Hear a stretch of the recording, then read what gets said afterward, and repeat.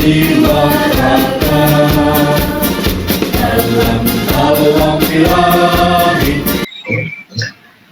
Assalamualaikum warahmatullahi wabarakatuh. Alhamdulillahirabbil alamin wa bihi nasta'in wa ala umuri dunya waddin. Wassalatu wassalamu ala asyrafil anbiya'i wal mursalin wa ala alihi wa sahbihi ajma'in. Amma ba'du. Rekan-rekan mahasiswa-mahasiswi yang berbahagia, yang semoga dalam kesempatan ini kita selalu dalam lindungan Allah Subhanahu wa taala. Di sesi kelima pada mata kuliah K3 dan Hukum Ketenagakerjaan ini kita akan membahas tentang penerapan K3 dalam pelaksanaan konstruksi. Nah, di dalam pembahasan ini kita akan membahas tentang apa saja yang harus kita lakukan dalam menerapkan K3 pada pelaksanaan konstruksi. Ya, mari kita simak, coba saya share materinya terlebih dahulu. Nah, ini adalah tema pembahasan kita, yaitu penerapan K3 dalam pelaksanaan konstruksi. Inilah hal-hal yang penting harus kita lakukan dalam menerapkan K3 pada pelaksanaan konstruksi. Secara garis besar, ya. Secara garis besar, kita ada 3 hal penting yang harus kita lakukan pada saat mengendalikan risiko K3 pada proyek konstruksi. 4 sebetulnya, ya. 4 yang pertama itu adalah kita dalam mengendalikan K3 di dalam proyek konstruksi. Pertama, kita perlu mengetahui tahapan pekerjaan. Tahapan pekerjaannya terdiri dari apa saja, yang kemudian dari tahapan pekerjaan selanjutnya kita perlu mengetahui data, informasi, serta kebutuhan. Dari tahapan pekerjaan itu, ya, terdiri dari pekerjaan apa saja, kemudian kebutuhan dalam setiap tahapan pekerjaan itu terdiri dari apa saja, ya. Karena di dalam tahapan pekerjaan ini baru kita akan mengetahui data-data serta informasi-informasi tentang kebutuhan pada suatu pekerjaan. Baik pekerjaan tersebut dilakukan oleh berapa pekerja, kemudian alat apa saja yang digunakan, kemudian hal-hal lain apa saja yang diperlukan pada suatu pekerjaan, ya. Nah, baru setelah kita mendapatkan informasi bahwa pada tahapan pekerjaan ini, misalkan pekerjaan apa, kemudian dipekerjakan oleh berapa orang, baru kita selanjutnya mengidentifikasi bahaya. Dalam suatu pekerjaan itu terdapat potensi bahayanya apa saja. Nah, kita identifikasi terlebih dahulu potensi bahayanya. Setelah kita mampu mengidentifikasi potensi bahayanya, baru kemudian kita merumuskan pengendalian risikonya. Ya, pengendalian risikonya seperti apa? Nah, di sini contoh digambarkan Construction Meeting Review and Approve RK 3K ini dalam informasi, ya. Kemudian accessibility, mob demo, peta lokasi, ini adalah informasi-informasi yang kita butuhkan. Ya, mob demo-nya gimana, peta lokasinya bagaimana, kemudian kondisi lahan, kebutuhan prasarana dan sarana, kebutuhan air, kemudian ada listrik, kemudian standar peraturan, sumber air dan tenaga listrik. Nah, ini berarti kita perlu mengidentifikasi, perlu mengetahui informasi-informasi ini, ya. Informasi tentang RK3K, kemudian informasi tentang accessibility, tentang mob demo, gitu ya. Mob demo-nya itu dari lokasi mana sampai ke proyek, kemudian di lingkungan proyek, area proyek, jalan masuk proyek itu seperti apa, peta lokasinya bagaimana, kondisi lahannya bagaimana, dan seterusnya. Ini adalah informasi-informasi yang kita butuhkan, ya.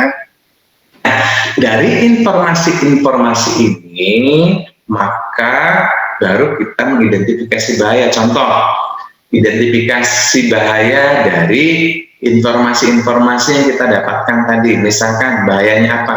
Bahaya pada jalan akses, kemudian bahaya pada site layout, kemudian bahaya pada lahan konstruksi, bahaya pada prasaran dan sarana konstruksi, bahaya kesehatan lingkungan kerja, bahaya peralatan atau perkakas, bahaya alam dan lingkungan, kemudian bahaya penyakit malaria dan lain-lain. Nah, ini apabila dicontohkan bahwa informasi yang kita dapatkan adalah seperti hal ini, ya, kemudian kita mengidentifikasi bahaya seperti ini, yang selanjutnya kita melakukan pengendalian risiko. Pengendalian risiko berarti kita perlu merumuskan tentang apa saja dari informasi dan identifikasi bahaya tadi.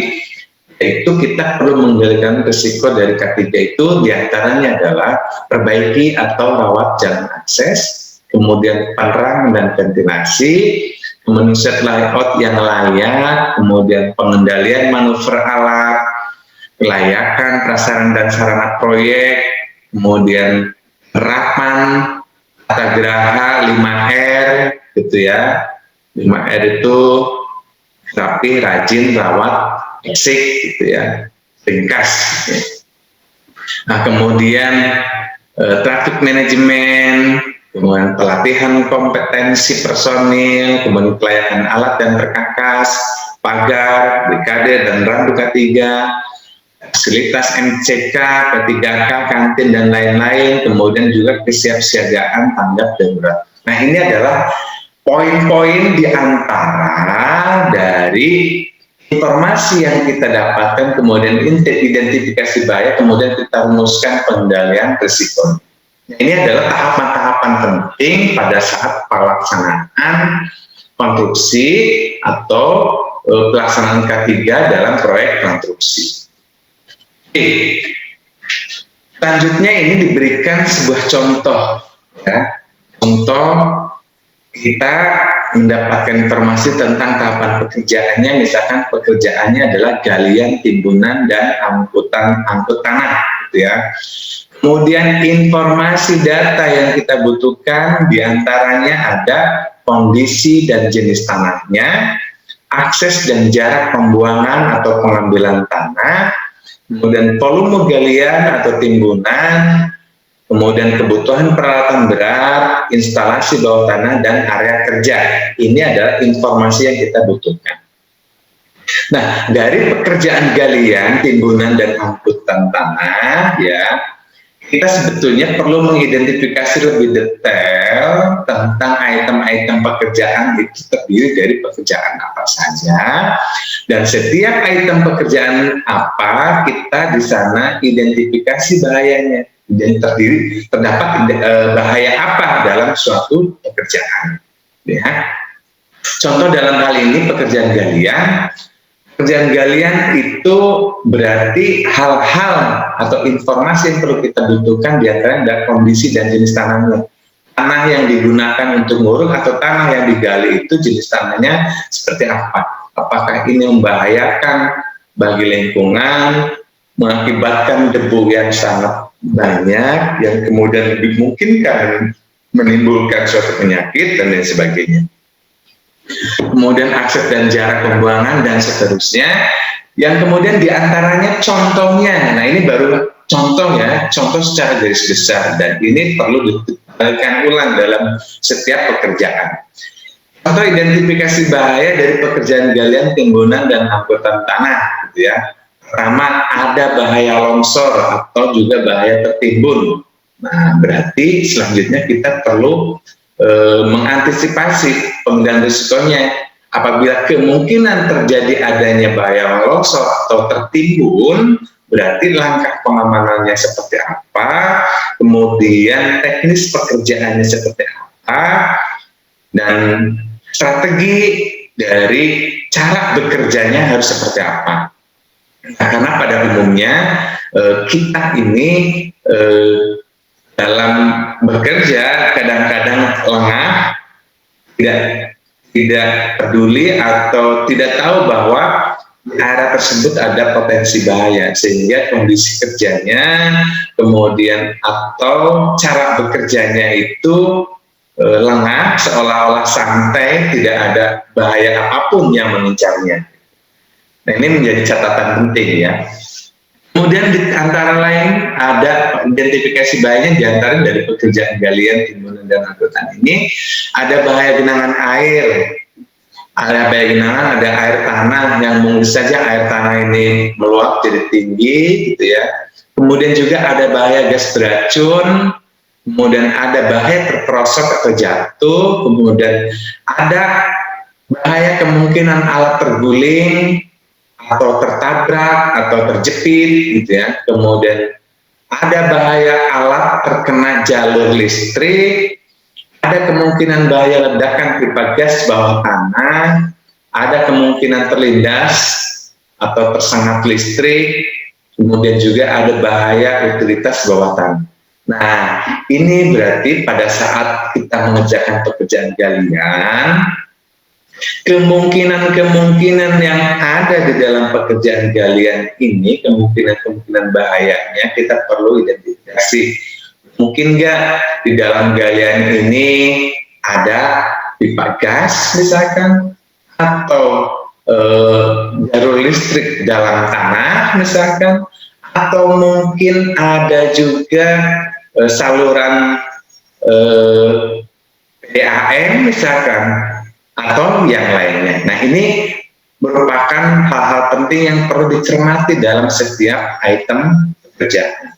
Nah, baru dicontohkan sistem pengendalian risikonya. Pengendalian risikonya terdiri dari identifikasi bahayanya apa, maka kemudian kita mengendalikan dari meminimalisir terjadinya suatu bahaya tadi, diantaranya dengan melakukan pelindung lereng atau turap, atau yang lainnya apa yang tepat gitu ya. Kemudian misalkan melindungi atau memindahkan utilitas bawah tanah itu jika ada gitu.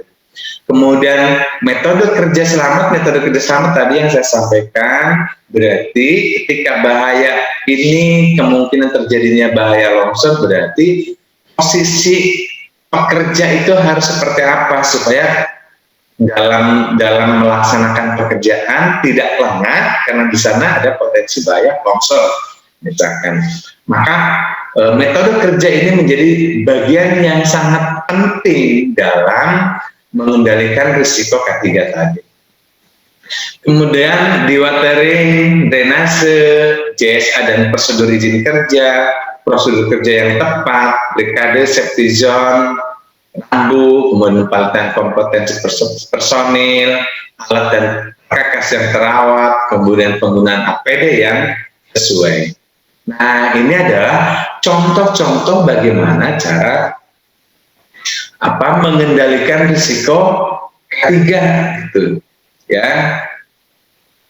Nah, tentu bukan hanya di dalam pekerjaan tanah ya yang harus kita kendalikan, atau juga yang ada potensi bahaya. Setiap item pekerjaan di dalam konstruksi di sana tentu ada potensi bahaya, sehingga para engineer dalam hal ini perlu mampu, pertama-tama berarti kita harus tahu item pekerjaannya apa, dan dalam setiap item pekerjaan itu mempunyai potensi bahaya apa ya, mempunyai potensi bahaya apa.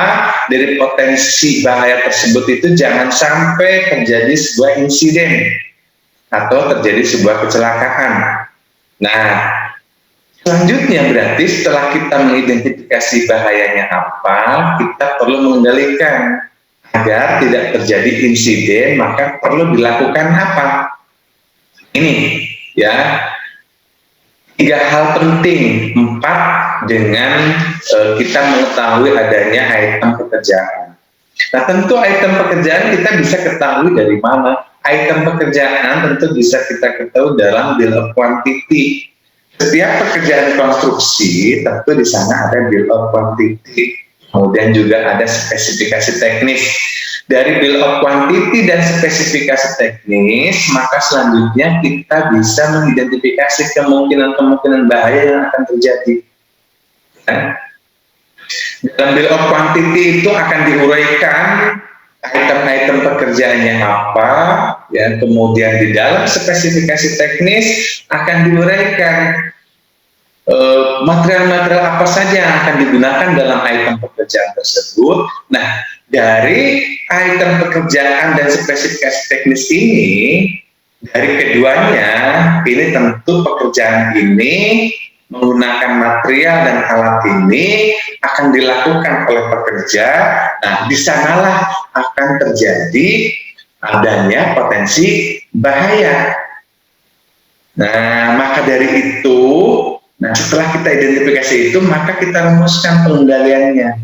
Apapun pekerjaannya. Ya, karena tadi ada item pekerjaan, kemudian menggunakan spesifikasi teknis itu diantaranya menggunakan material, serta juga menggunakan peralatan. Nah, dari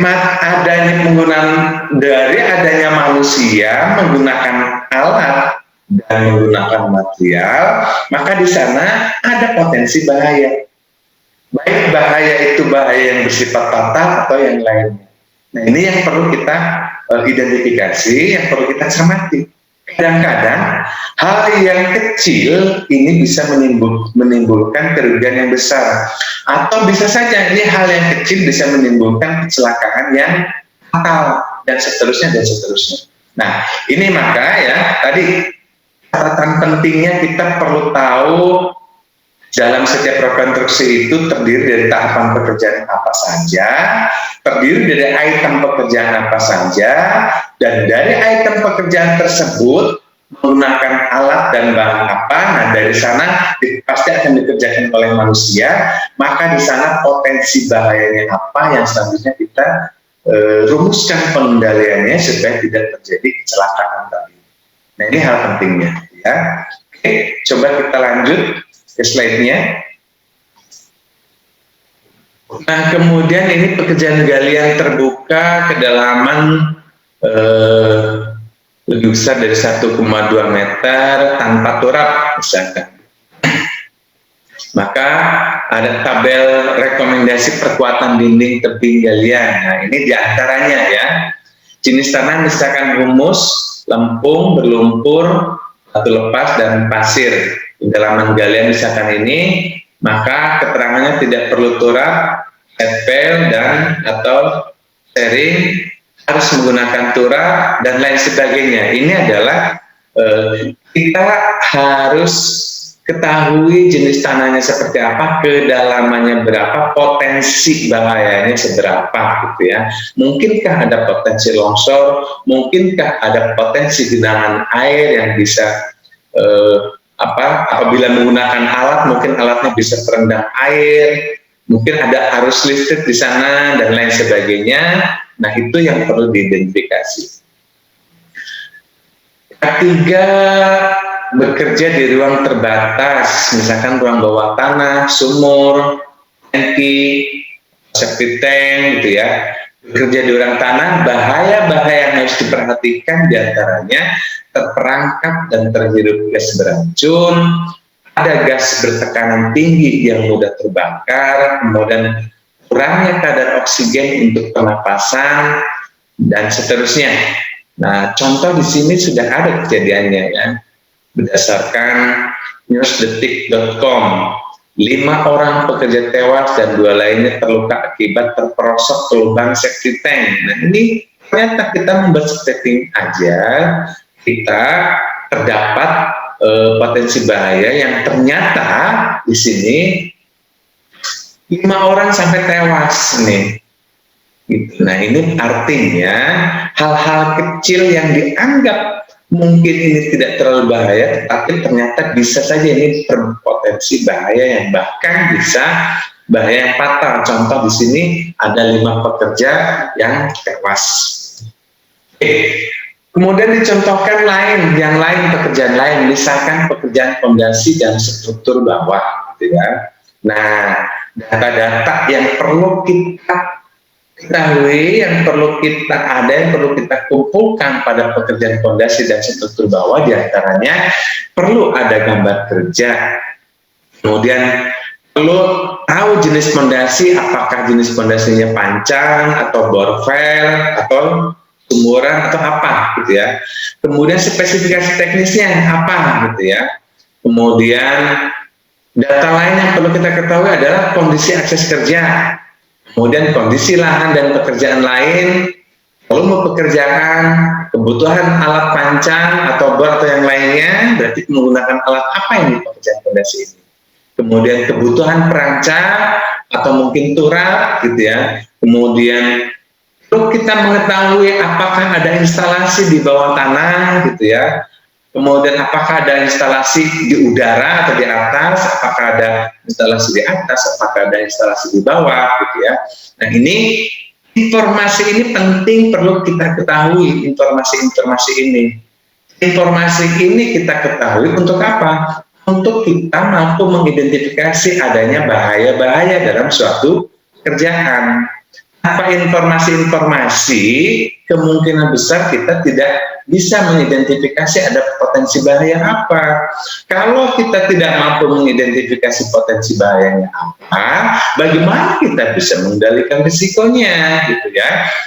Jadi, yang paling penting kita dalam setiap pekerjaan, kita perlu mengumpulkan data-data, informasi-informasi terkait dengan pekerjaan tersebut. Dan kemungkinan-kemungkinan yang ada untuk menjadi bahan pertimbangan dalam suatu pekerjaan, mungkinkah ada misalkan ada instalasi listrik di atas area kerja, atau mungkin di bawah area kerja di dalam tanah, misalkan mungkinkah ada instalasi bawah tanah, misalkan diantaranya ada instalasi listrik, ada instalasi air, dan lain sebagainya, mungkin atau tidak.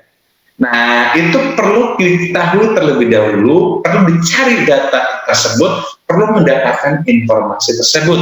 Setelah kita mendapatkan informasi-informasi mengenai setiap item pekerjaan, dan selanjutnya kita akan bisa berpikir bagaimana atau potensi bahaya apa yang mungkin terjadi pada suatu pekerjaan. Ya, contoh.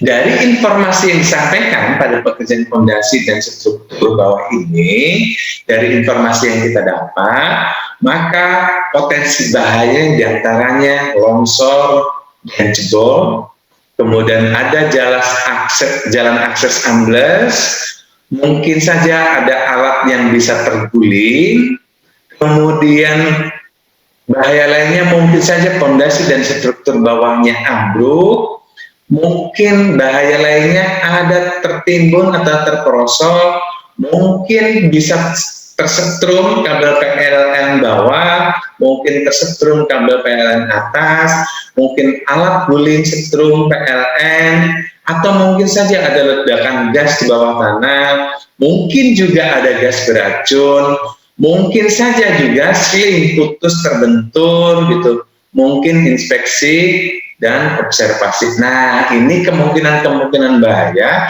Jika kemungkinan-kemungkinan bahaya ini kita mampu identifikasi, maka seharusnya perlu dikendalikan risikonya.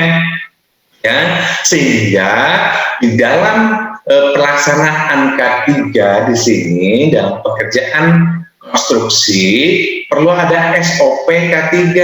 Dalam pekerjaan fondasi, SOP-nya apa? Nah, biasanya SOP ini di dalam pekerjaan konstruksi ada SOP K3 dan ada juga SOP untuk menuju quality dari suatu pekerjaan. Nah, ini biasanya berkesinambungan antara quality control dengan dengan pengendalian K3. Karena filosofi K3, tujuan K3 jelas, bukan cuma bukan hanya suatu pekerja harus selamat dalam suatu pekerjaan, tetapi juga perlu menjamin bahwa hasil pekerjaan dapat berfungsi secara benar sesuai dengan standar yang diinginkan. Oleh karena itu biasanya SOP di dalam K3 ini saling berkaitan dengan SOP quality, ya. Nah, sehingga tugas yang di lapangan yang bertanggung jawab terhadap K3 harus kontrol sesuai dengan SOP tentang K3. Sedangkan untuk quality control, untuk kontrol quality, maka di sana harus sesuai dengan SOP quality control. Nah, ini menjadi sangat penting. Contoh di sini dari pekerjaan fondasi dan struktur bawah, kemudian dari informasi yang kita dapatkan, kemudian kita telah mampu mengidentifikasi bahaya. Contoh pengendalian risikonya diantaranya, pertama ada perencanaan fondasi kokoh, ada JSA, ada safe work method sesuai JSA, ada prosedur kerja selamat. Nah, prosedur kerja selamat inilah yang dimaksud dengan SOP tadi. Jadi prosedurnya dalam memperkerjakan pekerjaan ini adalah prosedurnya seperti apa. Itu maksud dengan prosedur kerja selamat. Kemudian ada kondisi kapasitas yang alatnya bagaimana, ini perlu dicek gitu ya. Karena apa? Karena kondisi alat ini sangat berpotensi terhadap adanya bahaya. Suatu contoh. Ya, suatu contoh kecil ya, kenapa alat bisa berpotensi terhadap bahaya. Alat kecil saja, misalkan mesin pemotong keramik. Ya. Nah, mesin pemotong keramik ketika tukang atau pekerja sedang memotong keramik menggunakan mesin potong keramik, tentu di sana ada mesin, ada sebuah alat, ada pisau keramik yang berputar begitu kencang, gitu ya. Maka kita perlu identifikasi ini potensi bahayanya apa. Misalkan potensi bahayanya adalah debu akibat memotong keramik, itu yang umum. Kemudian hal lain apa? Mungkin saja pisau keramik ini pecah. Nah, kalau pisau keramik pecah, kemungkinannya akan kemana? Pecahan tersebut akan terlempar dan ini sudah pasti akan membahayakan. Ya, ini pengalaman pribadi. Kerja saya dulu pernah memotong keramik menggunakan pisau keramik. Dan standarnya pisau pemotong itu harus dilindungi. Ini ada cover pelindung gitu ya, sehingga apabila pisau keramik pecah ya tidak akan terlempar jauh pecahannya ya, tapi apabila tidak ada pelindung dia pecah itu akan bebas terbang kemana gitu ya. Suatu contoh tragedi di pekerja saya, alasannya pelindung dari pisau keramik itu dilepas, alasannya biasanya garisnya kurang terlihat sehingga pelindungnya dilepas supaya jelas terlihat. Tapi apa ternyata? Ternyata pisau keramik pecah dan membuntur ke jidat kerja itu sendiri. Nah, ini contoh-contoh hal-hal kecil ini potensi-potensi bahaya yang sederhana ini yang kemungkinan ini luput dari pengawasan. Ini perlu diperhatikan bagi para engineer dalam hal ini dalam K3 konstruksi ya. Ini menjadi penting. Ini contoh hal kecil. Oke, saya kembali lagi ke slide-nya. Nah, tadi ini kondisi kapasitas alat. Oke, nah ini tadi tuh misalkan contoh pemasangan mesin potong keramik pakai pelindung atau tidak. Kemudian pisaunya udah seperti apa? Atau mungkin alat berat lainnya, kondisinya bagaimana itu? Ya, kondisi alatnya ada misalkan tower yang ambruk dan lain sebagainya, gitu ya. Kemudian ada kompetensi operatornya itu sendiri bagaimana? Dia sudah ahli di bidang itu atau tidak? Punya sertifikat kompetensi atau tidak, itu ya. Ini menjadi hal penting. Ini adalah langkah-langkah pencegahan atau kita sebut dengan pengendalian risiko. Kemudian apalagi jalan kerja kuat atau tidak gitu. Jika tidak, misalkan harus masuk alat berat, jika tidak kuat berarti harus diperkuat terlebih dahulu gitu. Karena jika tidak kuat bisa saja terjadi terguling alatnya dan lain sebagainya. Kemudian kondisi lingkungan, kondusif atau tidak. kemudian lighting plan oke atau tidak, prosedur izin kerja sudah oke atau belum, gitu ya. Kemudian rambu-rambu K3 sudah siap semua atau belum. Berarti suatu pekerjaan itu perlu rambu-rambu K3 terdiri dari apa saja. Semua sudah disiapkan atau belum, sudah ada atau belum. Kemudian alatnya terawat atau tidak, gitu ya. Kemudian alat pelindung kerjanya oke atau tidak, alat pelindung dirinya oke atau tidak, bagaimana menggunakan APD atau tidak.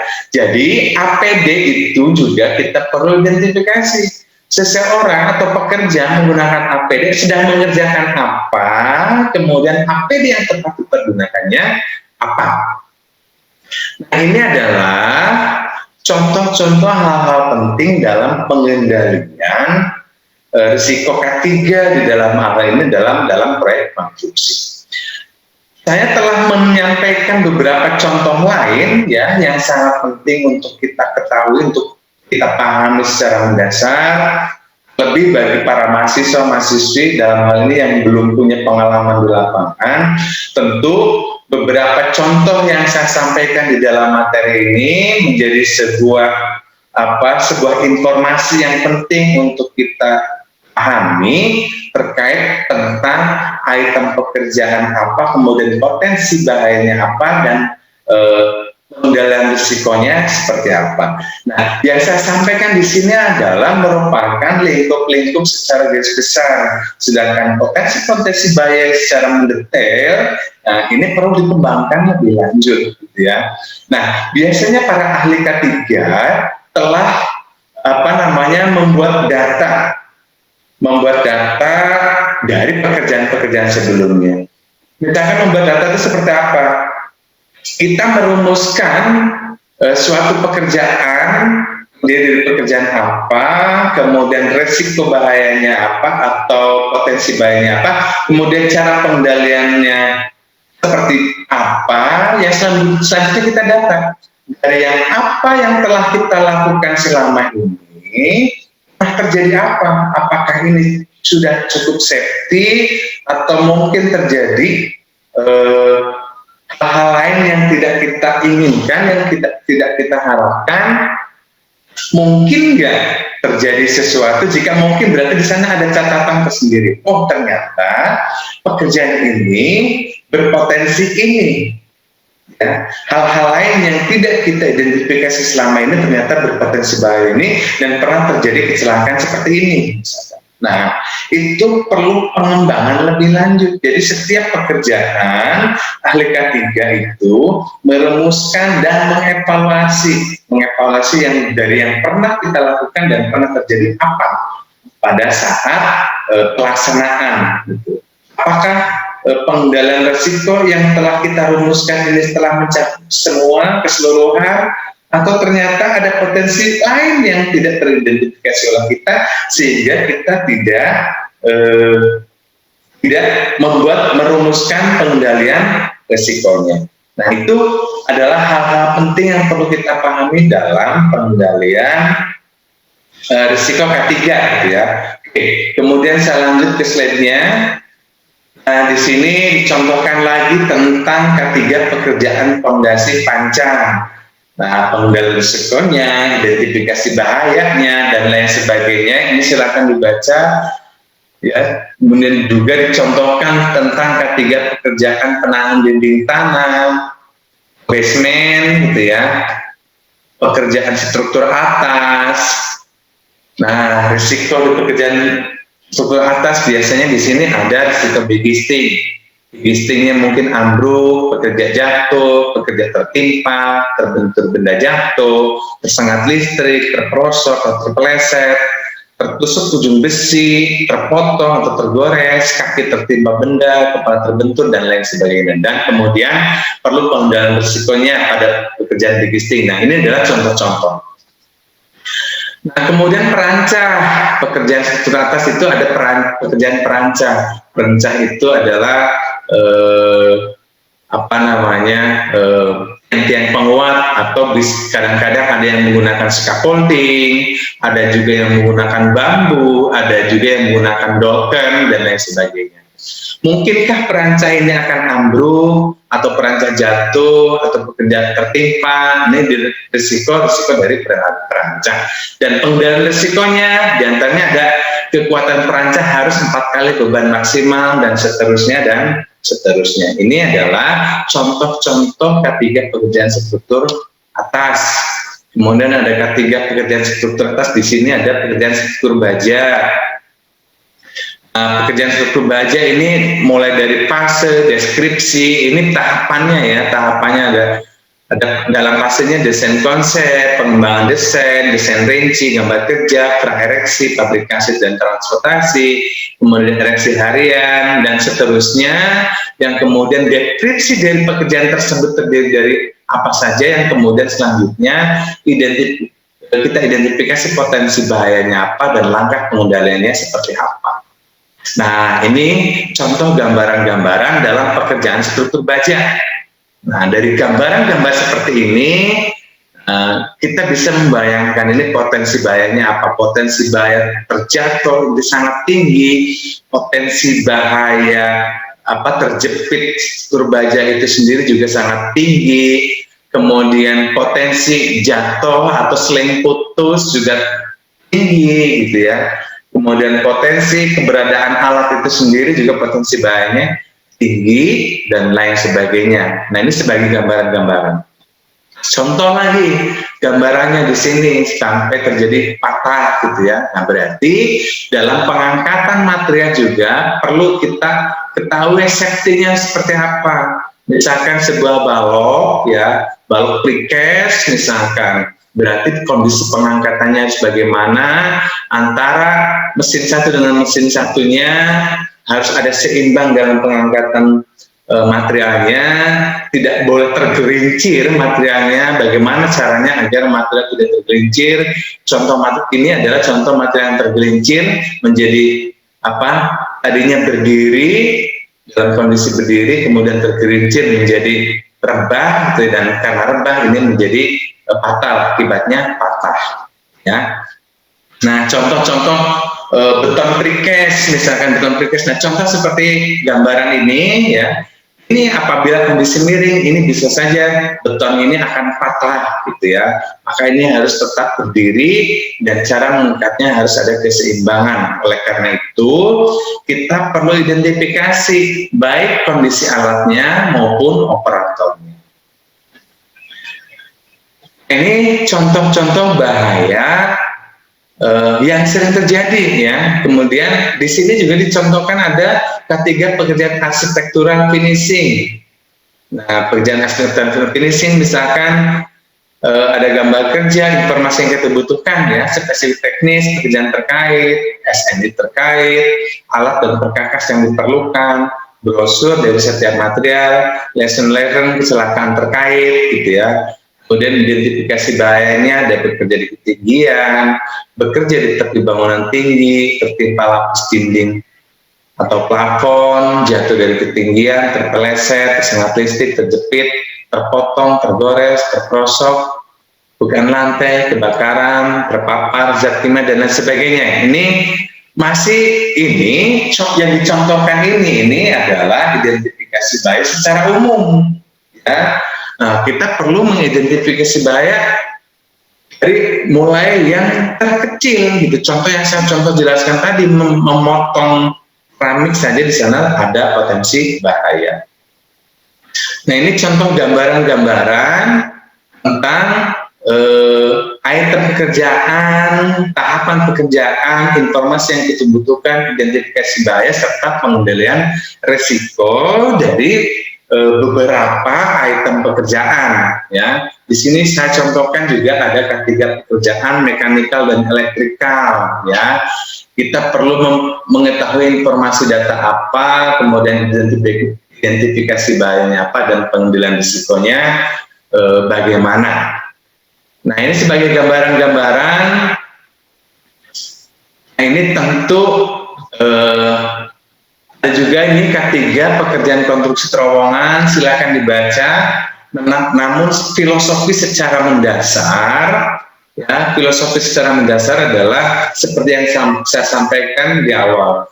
4 poin penting dalam mengendalikan risiko ketiga. Pertama, kita perlu mengetahui tahapan pekerjaan, kemudian perlu mengetahui item-item pekerjaan, kemudian dari setiap item pekerjaan kita memerlukan informasi-informasi yang terkait dengan item pekerjaan tersebut, baik informasi dari lingkup pekerjaan yang ada di dalam setiap pekerjaan atau informasi kemungkinan terjadi celaka pada suatu pekerjaan dari pengalaman-pengalaman sebelumnya, baik dari pemberitaan, dari jurnal, dan lain sebagainya. Yang selanjutnya kita perlu mengendalikan atau perlu mengidentifikasi potensi bahayanya, dan setelah teridentifikasi potensi bahaya, selanjutnya kita perlu merumuskan pengendalian risiko ketiga. Baik, mahasiswa-mahasiswi sekalian, demikian adalah pembahasan kita di season 5 mata kuliah K3 dan Hukum Ketenagakerjaan. Semoga ini bisa bermanfaat untuk kita semua. Kurang lebihnya mohon dimaafkan. Kemudian saya akhiri. Billahi taufiq wal hidayah. Walakum minkum. Wassalamualaikum warahmatullahi wabarakatuh.